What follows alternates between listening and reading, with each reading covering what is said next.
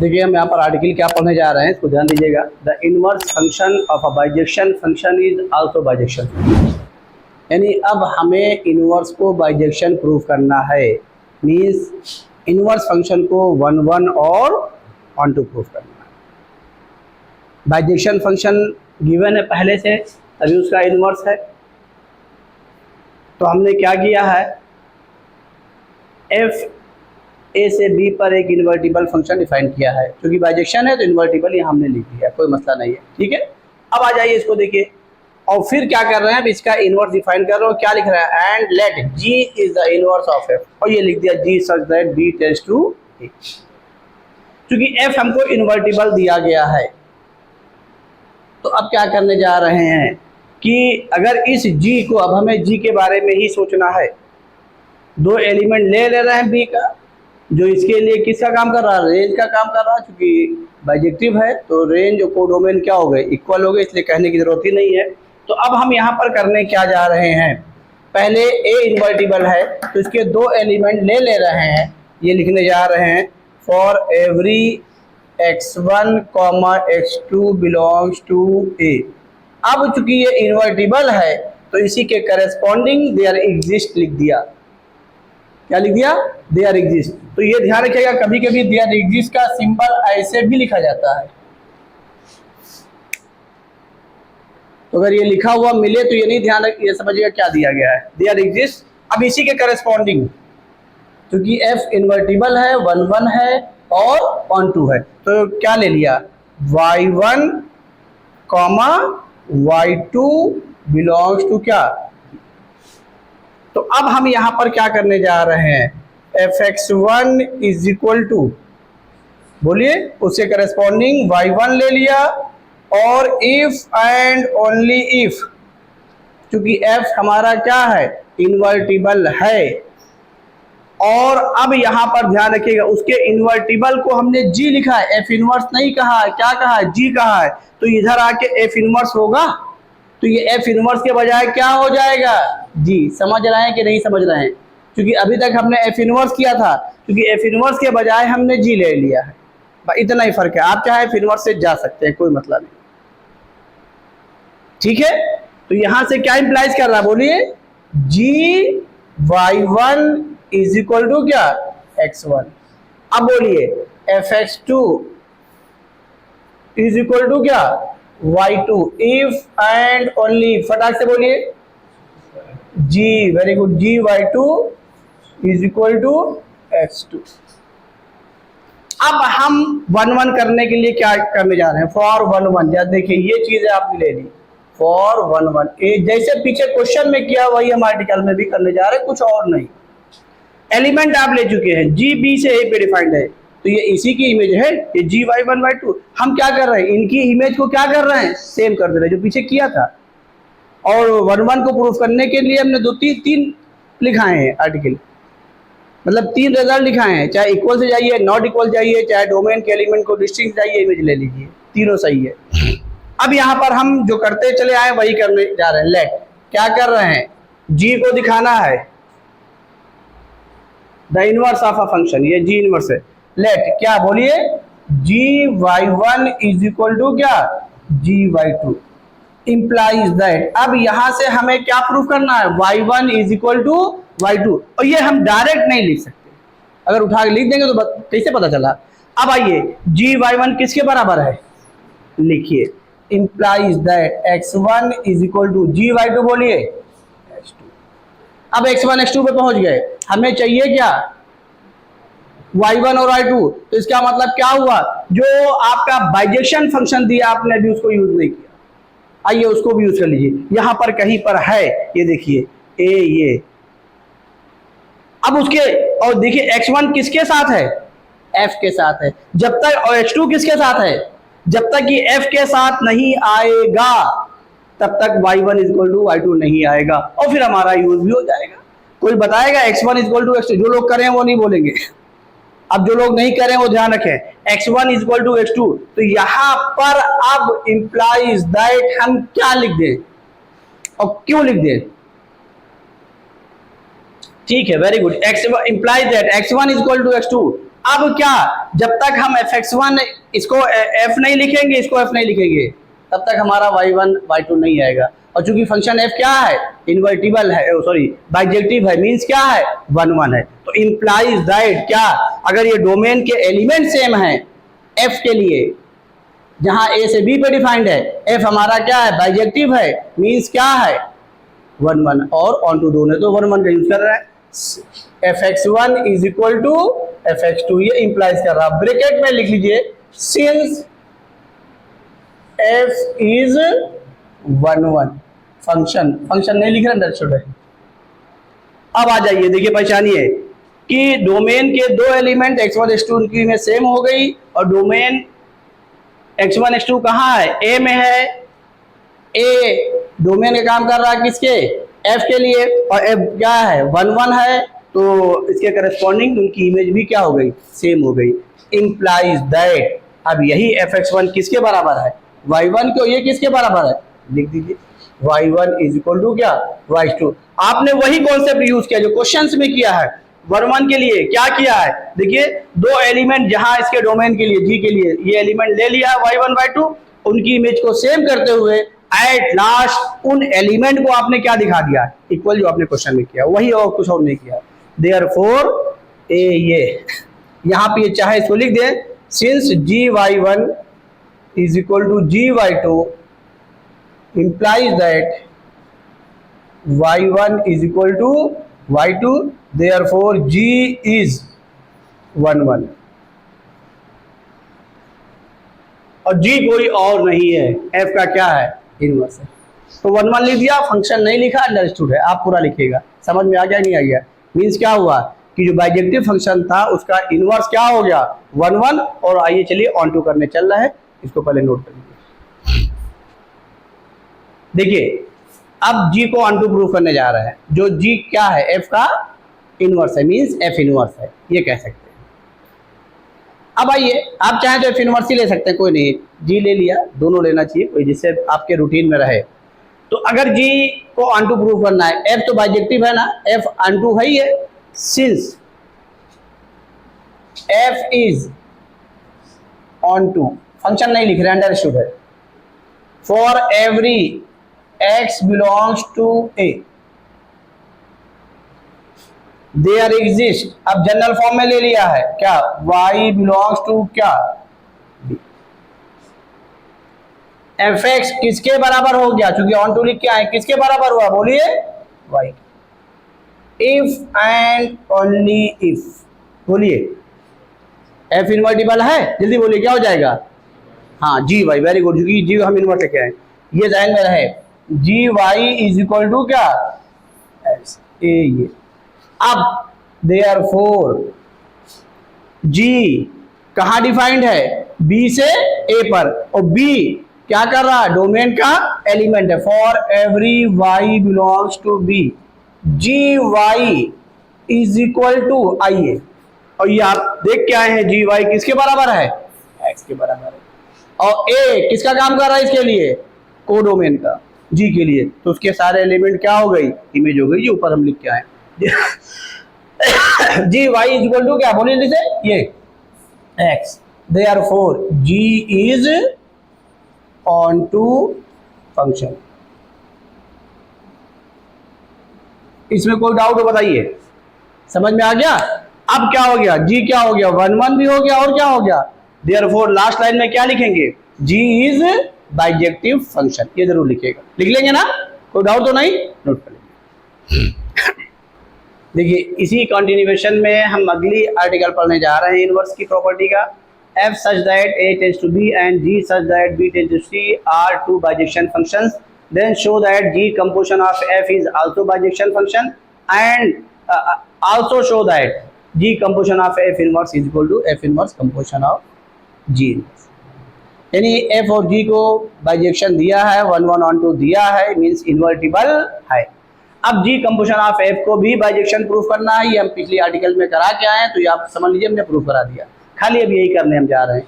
और जी composition F inverse किसके बराबर है, एफ इनवर्स, इसको बोलते हैं रिवर्सल लॉ। क्या बोलते हैं, रिवर्सल लॉ, यानी इनवर्स दो फंक्शन के कंपोजिशन का जो इनवर्स है वो रिवर्सल लॉ को फॉलो करता है। तो ये जरूर ध्यान रखिएगा, इसका नाम है रिवर्सल लॉ। ये अपने नोट्स में लिख लीजिएगा, हम यहाँ नहीं लिख रहे हैं। अब आइए हम ये इसको वेन डायग्राम से ही कर दे रहे हैं, जिससे आसानी भी हो, अलग अलग देखने के बजाय आपके लिए भी आसानी हो। ये ए ले लिया है, ये बी ले लिया है, ये सी ले लिया है। अब यहाँ पर ये अंडरस्टूड है, एफ के इनवर्स को एफ इनवर्स लिखा गया है, जी के इनवर्स को क्या लिखा गया है, और जी कंपोजिशन एफ के इनवर्स को वही लिखा गया है। अब आइए, ये आपने एफ डिफाइंड किया है, यहाँ जी डिफाइंड किया है, इसको एफ बोल दिया, इसको आपने जी बोल दिया। अब आइए, इसके एलिमेंट को जनरल फॉर्म में एक्स ले लिया, चूंकि बाइजेक्टिव है, इसको क्या ले लिया, जेड ले लिया। जरूरत के हिसाब से हर चीजें कर देंगे। अब एफ और जी इन्वर्टिबल है, तो यहां से लिखने जा रहे हैं हम, यहाँ पे प्रूफ लिख दे रहे हैं। ये कौन है ना, ये f x is equal to y, चूंकि एफ इन्वर्टिबल है, implies that, जल्दी बोलिए, if and only if क्या होगा, f inverse y is equal to क्या, x। जो जैसी जरूरत पड़े वो आप करते जाइए। और क्या बोलिए, g y से z पर है और g इन्वर्टिबल है, यानी 1 1 और ऑन टू है, तो यहाँ पर ये ऑन टू इनवर्स का कॉन्सेप्ट यूज कर रहे हैं। तो g y किसके बराबर हुआ, if and only if, जल्दी बोलिए, g inverse z is equal to y. Very good, इसको इक्वेशन नंबर फर्स्ट बोल दीजिए, जिससे यूज करने में आसानी हो। इसको इक्वेशन नंबर सेकंड बोल दीजिए। पहले आप g composition of f define करिए, क्योंकि जी कंपोजिशन एफ का इनवर्स लिया गया है, तो यहाँ पर क्या हो गया, therefore g composition of f कहां से कहां होगा, बोलिए, ए से सी पर होगा। ए ये हम दिखा दे रहे हैं यहाँ पर, ए ये वेन डायग्राम से दिखा दिया, ये कोई और नहीं है, क्या है, जी कंपोजिशन। अब यहां से आप जी कंपोजिशन एफ आपने दिखा दिया, तो g composition of f such that A tends to क्या, सी। ए का एलिमेंट क्या है, एक्स है, तो यहां पर ये भी लिख दीजिएगा, ये उसे वेन डायग्राम में है, आप चाहे यही यूज कर लें, कोई मसला नहीं, हम कर ले रहे हैं।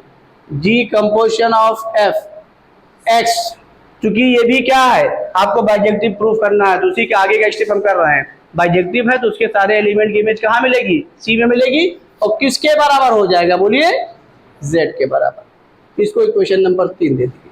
अब आइए इनवर्स डिफाइन करिए, क्योंकि दोनों फंक्शन को सेम दिखाना है, इसका मतलब उनकी जो इमेजेस है वही हम सेम कर दे रहे हैं।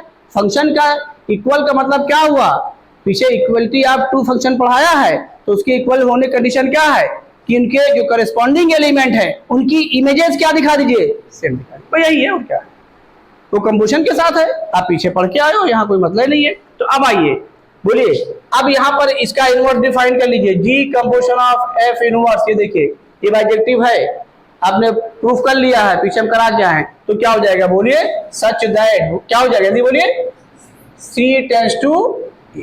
अब आ जाइए, जी composition of F inverse C, इसके लिए किसका काम कर रहा है, डोमेन का, और सी में एलिमेंट आपने क्या लिया है, जेड। तो यहां पर ऊपर लिख लीजिएगा, लेट एक्स बिलोंग्स टू ए, लिख लीजिएगा वाई बिलोंग्स टू बी, और डायग्राम दिखा दिया गया है, जेड बिलोंग्स टू क्या, सी, ये कर लीजिएगा। अब ये क्या हो जाएगा, बोलिए, क्या, जल्दी बोलिए, जेड किसके बराबर, इसको बोल दीजिए 4। अब यहां पर देखिए, जी कंपोजिशन एफ इनवर्स के लिए सी किसका काम कर रहा है, डोमेन का, और उसके जो एलिमेंट्स हैं उसकी करस्पॉन्डिंग इमेज जनरल फॉर्म में क्या आ गई, वेरिएबल के फॉर्म में क्या आ गई, एक्स। इसका मतलब और दो फंक्शन के इक्वल होने की कंडीशन क्या है, कि उनकी इमेजेस को सेम करना है और कुछ और नहीं। तो अब इसका मतलब क्या हुआ, जो राइट हैंड साइड है उसकी भी इमेज क्या आ जाए, लगा लीजिए। आइए, इसको 4 बोल दिया, therefore F inverse composition of ji inverse. अब यहाँ पे जो एलिमेंट है वो जी इनवर्स लिया जाएगा। अब एक काम करिएगा, आपने जी इनवर्स यहाँ पे नहीं डिफाइन किया है, तो एक काम कर सकते हैं यहाँ पर, ये according to need g inverse define कर लीजिए, पहले हम डिफाइन कर ले रहे हैं, जिससे ये एग्जामिनर को बिल्कुल मौका मत दीजिए नंबर काटने का, बिल्कुल मौका मत दीजिए, क्योंकि जब आप 100 टच जाते हैं तो वहां एग्जामिनर सोचता है कि लाओ बेकार नंबर काट ले, ये मेंटेलिटी होती है। लेकिन आप इस तरीके से लिखिए कि इतने आपकी कॉपी इंप्रेसिव हो कि उसको लगे नहीं यार इसको मिलना चाहिए पूरा 100, ये हकदार है उसका, ये होना चाहिए। वो आपके स्टेप बोलते हैं, वो आपके करने का तरीका बोलता है, तो क्या है अभी चूंकि हम इसको यूज करने जा रहे हैं, एफ ए से बी पर है देयरफॉर, और एफ बाइजेक्टिव है सच दैट क्या हो गया बोलिए, बी टेंड्स टू ए, और जी इनवर्स क्या हो गया, सच दैट, जल्दी बोलिए, सी टेंड्स टू बी, ये लिख दीजिए जिससे कम से कम पता रहे बस। अब लिखिए क्या लिखे, F inverse composition of ji inverse है, ये सामने लिखा हुआ है, therefore F inverse composition of ji inverse. अब बताइए यही तो डोमेन, यही तो जी इनवर्स ही ऑपरेट होगा, जी इनवर्स के लिए डोमेन का एलिमेंट कौन है, सी, और सी आप कौन सा एलिमेंट लेट कर चुके हो, जेड, ये लिखा, इसी में ना करिएगा जी, इसी में जी इनवर्स, इसी में एफ इनवर्स कर दिए, फिर फिगर गंदी हो जाएगी, इसी में नहीं पता चला यहां से इनवर्स लिख दिए, नहीं, फिर सिर्फ एरो, इसमें एरो ही नजर आएगी, कुछ और नहीं नजर आएगा। अब बताइए क्या एलिमेंट है, जल्दी बोलिए, जेड। अब कंपोजिशन की प्रॉपर्टी लगा लीजिए, क्या आ गया है, एफ इनवर्स जी इनवर्स जेड, ये इससे ऑपरेट होगा, और जी इनवर्स जेड यहाँ कहीं आप लिख के आए हैं, ये ऊपर लिखे, किसके बराबर है, ब्रैकेट में लिख दीजिएगा बाई सेकेंड, ये आप लिखते रहिएगा। तो ये क्या लिख रहे हैं, एफ इनवर्स, जल्दी बोलिए, वाई, और ये एफ इनवर्स वाई किसके बराबर है, वो भी कहीं लिख के आए, किसके बराबर है, एक्स के, और इसको बोल दिए इक्वेशन नंबर 5। अब देखिए जी कंपोजिशन ऑफ एफ इनवर्स की जो जनरल फॉर्म में इमेज क्या आ गई, एक्स, इसकी भी इमेज क्या आ गई, मींस क्या, और फंक्शन किससे डिफाइंड होता है, उसकी इमेजेस से ही तो डिफाइंड होता है कि उसकी वैल्यू कहां से कहां तक जा रही, दोनों आपस में क्या हो गई, इक्वल, इसका मतलब ये दोनों फंक्शन इक्वल हो गए। ये फंक्शन के इक्वल होने की कंडीशन जो आपने लेवल में पढ़ा वही लगाया, कुछ और नहीं किया गया है यहाँ पर कि हमने कोई नई चीज कर दी, बस कंपोजिशन का दिखा दिया गया, भाई फर्क है। By fourth and fifth, therefore G composition of F inverse is equal to F inverse composition of G inverse, जगह है, therefore proof, ये लिख दीजिएगा। कोई डाउट हो बताइए, इसमें सिंपल आपने जो पीछे पढ़ा है इनवर्स का कॉन्सेप्ट वही यूज करते हुए चले आए। हाँ रही बात इनको इक्वल करना है, तो ये फंक्शंस है, इनवर्स भी क्या है, फंक्शन है, और फंक्शन के इक्वल होने कंडीशन आपने लगा दी कि दो फंक्शन इक्वल कब होते हैं, जब उनके डोमेन के करस्पॉन्डिंग दोनों की इमेज क्या हो जाए, सेम हो जाए, वो आपने सेम लिखा दिया। बोलिए कोई डाउट, नोट करिए। देखिए एक आर्टिकल और हम करने जा रहे हैं, लेट इनवर्स की प्रॉपर्टी पर, let f such that a tends to b is an invertible, then prove that f inverse of inverse is equal to f। तो देखिए इसमें कहीं कुछ नहीं है, बहुत आसान है, इनवर्स की प्रॉपर्टी खाली लगा दीजिए, कहीं कुछ करना नहीं है। आइए हम करने जा रहे हैं, for every x belongs to a there exist क्या, y belongs to। अब यहां पर देखिए fx इज इक्वल टू क्या मिला, जल्दी बोलिए, y मिला, क्यों, जो कि इन्वर्टिबल है, means onto. If and only if, जल्दी बोलिए, इनवर्स एग्जिस्ट करेगा, इन्वर्टिबल, जल्दी बोलिए, f inverse y is equal to क्या, x, यहां से ये मिल गया। कोई डाउट। अब देखिए यहां पर एक चीज और पहचान लीजिए, हमें करना क्या है, दो फंक्शन को फिर इक्वल करना है, कुछ और नहीं करना है, दो फंक्शन। अब यहां पर क्या करिएगा, देखिए न्यू फंक्शन सेलेक्ट कर लीजिए, सिंस ये इसी को लीजिए, और आपको दो फंक्शन के इक्वल की कंडीशन लगा देनी है। तो बताइए उनकी इमेजेस को क्या कर दीजिए, सेम कर दिए, बस हो गया। तो यहां से क्या, F inverse y is equal to क्या है, बोलिए x, यहां पे लेट कर लीजिए, F inverse is equal to क्या, जी, जिससे ये आपको कोई कंफ्यूजन नहीं। यहां से क्या मिल गया बोलिए, जी वाई इज इक्वल टू क्या, एक्स, और यहां पर ये एफ वाई के बराबर है, फिर इनवर्स ले लीजिए। तो यहां से क्या हो जाएगा बोलिए, वाई इज इक्वल टू क्या आ गया, जी इनवर्स एक्स। ए ये, इसको बोल दीजिए सेकंड, और इसको बोल दीजिए ए ये, इसी को बोल दीजिए फर्स्ट, इसी को, क्योंकि हम इन्हीं को देखिए। तो यहां पर देखिए इमेजेस सेम हो गई तो फंक्शन भी क्या हो गए सेम। नहीं बात समझ आई, इक्वल की कंडीशन लगानी है, कहीं कुछ और नहीं करनी। कोई डाउट बताइए। तो क्या हो जाएगा, by first and second, by first and second क्या हो जाएगा जी। अब क्या डोमेन के एलिमेंट को नहीं लिखा है, आप भी मत लिखिए, G inverse is equal to क्या एफ, और जी की वैल्यू पुट कर दीजिए, जी किसके बराबर है। तो यहां से क्या हो गया, f inverse whole inverse is equal to क्या, देयरफॉर प्रूफ, नीचे लाइन लिख दीजिएगा देयरफॉर प्रूफ। समझ में आया कि नहीं है, कोई डाउट हो बताइए। तो जब ऐसी चीजें आ जाए, फंक्शन इनवर्स भी एक फंक्शन है, जब दो फंक्शन को इक्वल दिखाई करना हो तो आप क्या करिए, उनकी इमेजेस को क्या दिखा दीजिए सेम। ये तो आपने पढ़ा था, f x equal to, Chauhan बाबू पेन एंड गिराए पड़े हैं, f x equal to g x for every, क्या याद है, एफ एक्स दो फंक्शन इक्वल कब होते हैं, जब उनके करस्पॉन्डिंग जो डोमेन के एलिमेंट जो डोमेन सेम हो वो भी सेम। समझ में आ गया नहीं आ गया, नोट कर लीजिए। देखिए f inverse is equal to g हमने लेट किया, तो ये जी कुछ और नहीं है, एफ इनवर्स है। और आपने पीछे भी प्रूफ किया है, आज ही शायद हमने कराई आर्टिकल, क्या कि अगर कोई फंक्शन इन्वर्टिबल है तो उसका इनवर्स भी क्या होगा, इन्वर्टिबल, सॉरी, अगर कोई फंक्शन बाइजेक्टिव है तो उसका इनवर्स भी क्या होगा, बाइजेक्टिव। तो ये बाइजेक्टिव है जी, जी एफ इनवर्स ही तो है, ये बाइजेक्टिव है, इसलिए फिर इनवर्स लिया। इनवर्स लेने की वजह यहाँ पर ब्रैकेट में लिख दीजिएगा, since g is equal to f inverse which is bijective, इसलिए ले रहे हैं। एक एक लाइन लिखिएगा, लिख लेंगे ना यहाँ पर, ये लिखिएगा तब करिएगा, जिससे फिर हम आपसे कह रहे हैं एग्जामिनर पर आपकी जो ये लिखेंगे वही देखेगा, आपकी शक्ल नहीं देखेगा, आपको नहीं पहचानेगा। आपको अपनी बातों से नहीं कन्विंस करना है, आपको अपने इन लिखे गए मैथमेटिकल जो आप अप्रोच लगा रहे हैं उससे कन्विंस करना। और कितना अच्छा कन्विंस करते हैं, जितना अच्छा लिखेंगे एग्जामिनर के दिमाग में बात आ जाती है, वाकई इस बच्चे को नॉलेज है, और जब नॉलेज होगी फिर वो नंबर नहीं करता।